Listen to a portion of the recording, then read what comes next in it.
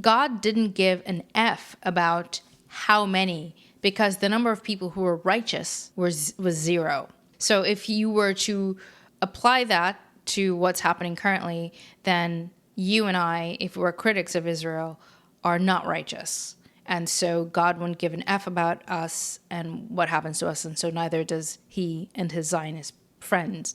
At that point, Hunter Biden literally could have had the corpses of children in his basement. I would not have cared. Okay, he could have literally stopped at corpses.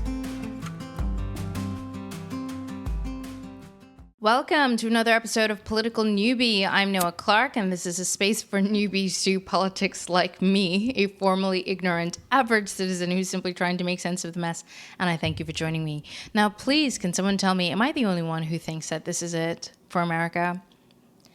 That there is something extraordinarily evil that has sunken its roots so deep into the soul of our country that it may already be too late for us. That we are currently in a free fall and there's no recovering from it. Am I the only one? Is it just me? Here's the thing. Some people think that the fate of the entire world rests on the survival of Israel. Other people like me think that the fate of the world rests on the strengths of your conviction and my conviction. Yes, even people like me, even ignorant people like me have a say in this. And it might not seem fair, but we do. However, in my defense, there are intelligent, informed people who can be ignorant.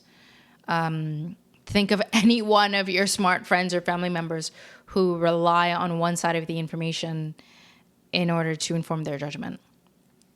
That's a level of ignorance.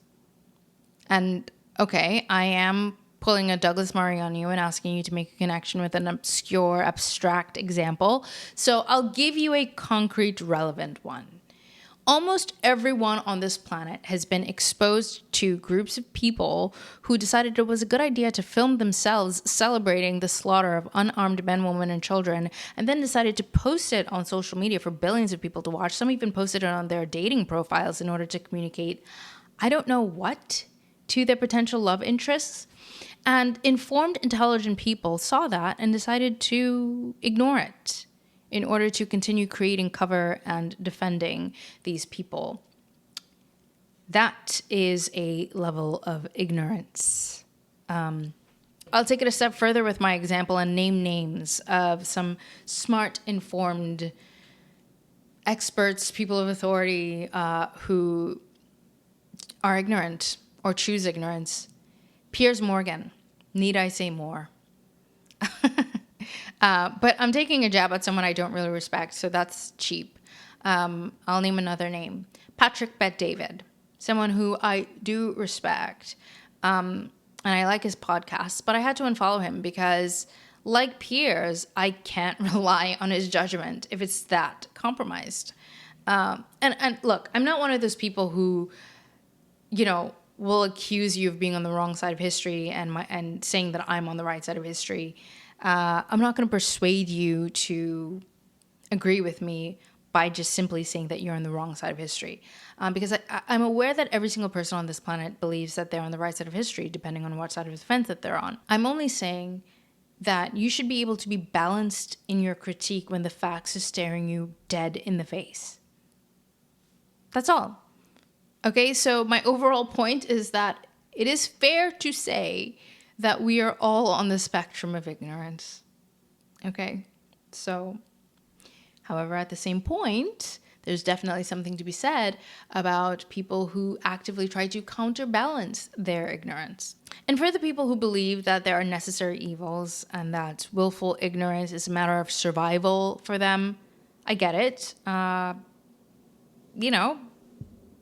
I do. So you're willing to compromise your moral and logical reasoning for that. But that doesn't mean I have to defend it, right? And it doesn't mean that I have to support it. However, if you make a compelling case or a compelling argument, I might. Okay, so look, here's an example of how willful ignorance skews the moral and logical judgment of intelligent human beings. At that point, Hunter Biden literally could have had the corpses of children in his basement. I would not have cared. If you don't already know, because I didn't know before, like a week ago, that is Sam Harris, and he's literally saying that the Hunter Biden conspiracy is nothing compared to how corrupt and evil Donald Trump is as a person. And in order to make his argument, he said he didn't care if Hunter Biden had corpses of children in his basement. He just wouldn't care because Donald Trump. Okay, he could have literally stopped at corpses, or he could have said corpses of. He could have stopped at corpses, honestly.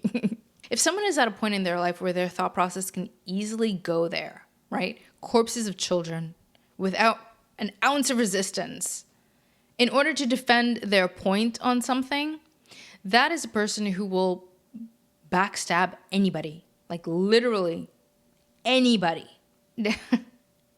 It's just, I mean, who in their right mind, without any amount of cognitive impairment, could reasonably and soundly be Team Sam Harris? I don't know, but listen to the rest of his argument and just watch how his logic collapses on itself in real time. Just.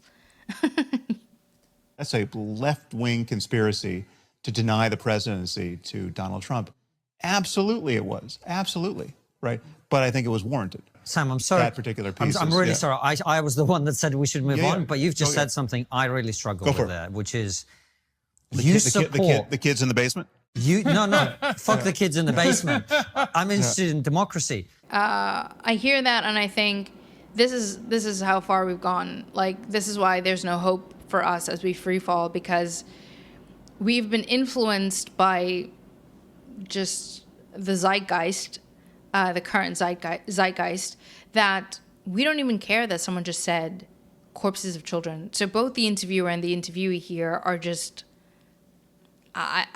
it's hard for me to wrap my head around it. But listen to the rest of this. You're saying you are content with a left-wing conspiracy to prevent somebody being democratically re-elected as president? Well, no, I'm content. Well, but the thing is, it's just not left wing, right? So Liz Cheney is not left wing, right? Liz Cheney is doing everything in her power. You're content with a conspiracy to prevent somebody being democratically elected? But there's nothing. Conspiracy. It's not. It was a conspiracy out in the open. But it doesn't matter if it was. It doesn't matter what part's conspiracy, what part's out in the open. I mean, I think it's like, if people get together and talk about what should we do about this phenomenon, you know, if it's like if there was an asteroid hurtling toward Earth, and we got in a room together with all of our friends and had a conversation about what we could do to deflect its course, right? Is that a conspiracy? You know, like some of. Is there any way you can listen to that and not laugh? I mean, did he just watch Don't Look Up the night before this interview? Because how did we get from corpses of dead children to it's okay to have a conspiracy to prevent the democratic election of a president to deflecting asteroids? It's just, what are we even talking about here? Like, why is it that, as intelligent as they are, all of their arguments collapses into a tangle mess of knots that defies the laws of logic in the most laughable way imaginable? Like, how is that? Like, if you know someone in your life who chooses willful ignorance in order to defend anyone with Sam Harris type logic and morality, you're probably in really big trouble without even knowing it. I'm just saying, because they will literally, people like this will literally backstab anybody without flinching. It's just who they are. And you know what comes to mind immediately? How Randy Fine turned on fellow Zionist Ron DeSantis. Ron DeSantis, who proudly and publicly betrayed America by amending our laws to protect a foreign state, was recently backstabbed by his Zionist peer, Randy Fine.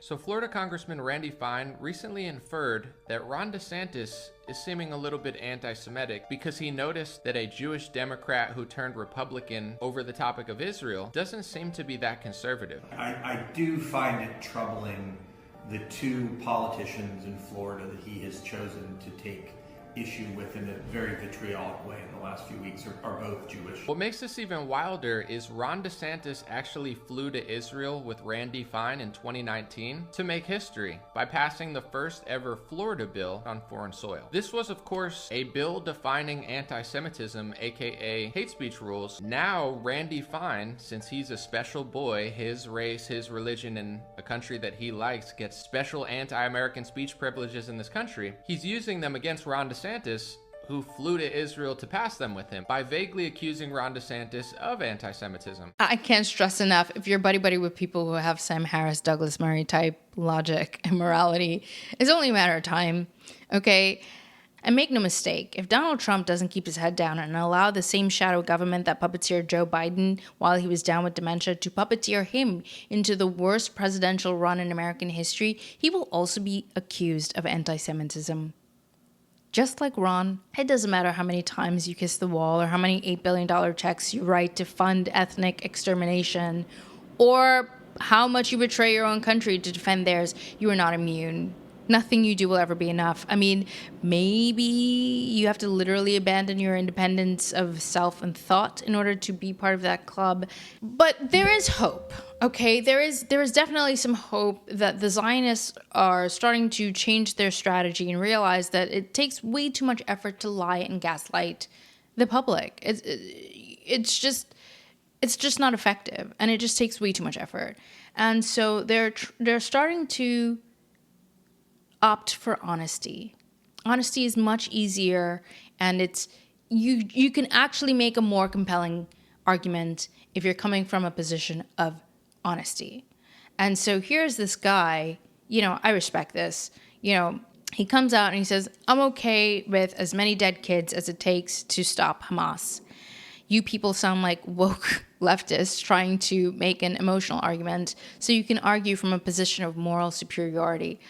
Okay, I mean, this is the guy who's Club Zionist, where they believe that the IDF is the most moral army in the world, and so they are always coming from a position of moral superiority, but okay.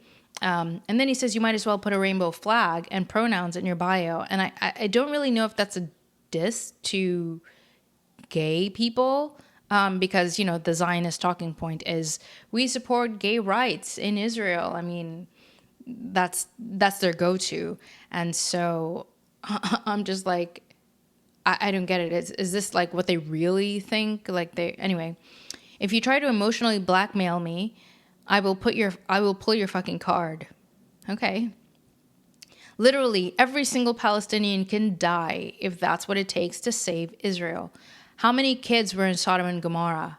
All right. So this is definitely like a Douglas Murray move here where you just pull some, biblical or philosophical point to support your argument. God didn't give an F about how many, because the number of people who were righteous was zero. So if you were to apply that to what's happening currently, then you and I, if we're critics of Israel, are not righteous. And so God wouldn't give an F about us and what happens to us, and so neither does he and his Zionist friends. All right, fine. This is honesty. I'm down with starting your argument and your point and defending that point with how you really feel, with your true sense of logic and morals, and we're going somewhere. But then, you turn around and you have Jordan Peterson who joins the chat. I mean, he's already been trying to impose his ideas and philosophy on the topic, but he is joining the Joe Rogan chat, and he's calling people like me, critics of massive amounts of lying that Zionists do in order to justify their ethno-nationalist views, psychopathic pretenders. Listen to this. How do you identify the psychopathic pretenders? And it's even worse now, and then make a barrier, right? Now, the right was calling for the left to do that for decades, and they didn't, and they couldn't, and the left is not good at drawing barriers, partly temperamentally. The right is somewhat better, but there's no shortage of monstrosity there. And so then the question is, how do you draw the line? And that's kind of what I was, because I've been watching these right-wing They're not right-wing. These psychopathic types manipulate the edge of the conservative movement for their own gain. By the way, can I say own gain? Most of the people who take these positions are being defunded, demonetized, deplatformed, all over the place. There isn't one Zionist who's getting demonetized, deplatformed, or attacked in any way. They're not getting swatted. They're not getting pizza boxes sent to their homes. They're not being harassed. They're not being deported. So he's saying that they're doing it for their own benefit. I don't know where he's getting that information from. Right. And a lot of that's cloaked in anti-Semitic guise. There's plenty of anti-Semitism on the left too, by the way. So it's not unique to the right. Well, but particularly now. Yes, particularly now. Right. And so, you've let your curiosity guide you, your curiosity and your desire for knowledge, this quest, you've let that guide you as a podcaster. And by the way, I'm trying to work through exactly the same sort of thing. How do you know, given your radical increase in stature over the last 10 years, how do you know when your curiosity and even your skepticism about the fact that things aren't the way that people say they are, because that's certainly been demonstrated in the last 10 years, how should anyone decide what guardrails to put up? Like, what do you look for? Do you have a conceptual system worked out for that? So he's asking if we have a conceptual system worked out for how to put up guardrails to protect ourselves from psychopathic pretenders. Okay, here's what I look for, Jordan Peterson. I look for people who say things like 50 million Christians or Muslims can be wiped off the face of the earth and it'll be a tragedy, but we'll be able to get by. It's not the end of the world. Well, it's sad, but, we'll recover. However, if 50 million Jews were to be wiped off the face of the planet, the world would cease to exist. Okay. If you're making an argument like that, those are the kinds of things I look for when I'm putting up guardrails. Or when this ex-IDF soldier who joined the military, the Israeli army in 1947, and he tries to argue a point like this. You are pissing me off. Because it's not that you have different opinion. Because you're twisting the facts with such hatred without listening to the common sense that I'm saying to you. If Israel want to genocide, they will do it in 1 hour. Do you understand that in your head? But I'm quoting international organizations. Do you understand what the logic I'm using? I'm telling you one logic thing. If Israel want to, let's use logic. Yeah. Leave your opinions now. Yeah. If Israel want to destroy Gaza, genocide, no water, hunger, do you think they are capable of doing it in 1 day? They have the power. Yes. So why they don't do it then? Because they are democratic, because they're fighting with the international law, because they don't want to kill civilians, innocent ones. Okay, so I read you a tweet earlier where he's like, oh, don't emotionally blackmail. This guy was shouting and, you piss me off. Okay. So he's acting as if we're all too stupid to understand why Israel or Hitler didn't solve their respective problems in one dramatic and decisive blow rather than sort of calculated step-by-step one. And we're just all too stupid to understand why both Bibi and Hitler are taking a drawn-out approach. I can't believe they think we're that dumb. But these are the kinds of arguments that I look for, Jordan Peterson, when I'm trying to figure out how to draw the line between people with fair, balanced views and people who are psychopathic pretenders. And while we're on the topic of the malignant evil that is infecting the soul of our country, can we just pivot a little bit to the fact that Trump's team is going on and on about MS-13 and Tesla terrorists, while not an ounce of emphasis is placed on the reality that we are literally the child trafficking capital of the world, it seems. How many children went missing during Joe Biden's presidency while he was asleep at the wheel and the shadow government conducted the largest child trafficking extravaganza for 4 years? Where is Bondi's and Patel's enthusiasm for hunting down Epstein's buddies? What's the holdup? Because like Ryan Mata says here, these are the kinds of things that keep some of us up at night. You want to know what keeps me up at night, Bongino? Literally, our country's falling apart because we have a crooked elite group of politicians who are literally on film children on Epstein's Island. Our currency's collapsing. The president of the United States is surrounded by snakes and dual citizen scumbags who have literally been robbing our country blind through these NGOs and through their PACs and rigging our elections and literally assassinating presidents and who knows what the fuck else. And what keeps you up at night is the defense of Israel. So forgive me when I probably speak for about 80% of our country. We don't give a what MS-13 gangbanger that you get off the streets.